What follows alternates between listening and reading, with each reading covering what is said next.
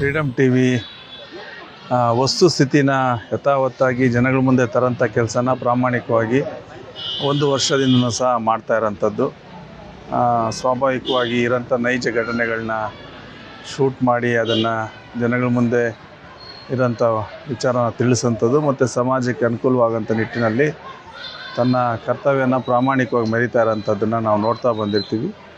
ಈ ಹಂತದಲ್ಲಿ ಈಗ ಈ ಟಿ ವಿ ಮುಖ್ಯವಾಹಿನಿಗೆ ಬಂದು ಒಂದು ವರ್ಷ ತುಂಬಿರೋದ್ರಿಂದ ಅದಕ್ಕೆ ಶುಭಾಶಯಗಳನ್ನ ತಿಳಿಸ್ತಾ ಫ್ರೀಡಮ್ ಟಿ ವಿ ಮತ್ತಷ್ಟು ಜನ ಆಕರ್ಷಣೆ ಒಳಪಡಲಿ, ಜನಗಳ ಸೇವೆ ಮಾಡೋಂಥ ನಿಟ್ಟಿನಲ್ಲಿ ಪತ್ರಿಕಾ ಧರ್ಮನ ಮೆರೀಲಿ ಮತ್ತು ಹೆಚ್ಚೆಚ್ಚು ಪ್ರಖ್ಯಾತಿ ಹೊಂದಲಿ ಅಂತೇಳಿ ನಾನು ಶಿಡ್ಲಘಟ್ಟ ಸಮಸ್ತ ಜನತೆ ಪರವಾಗಿ ಫ್ರೀಡಮ್ ಟಿ ವಿಗೆ ಶುಭ ಹಾರೈಸ್ತೀನಿ.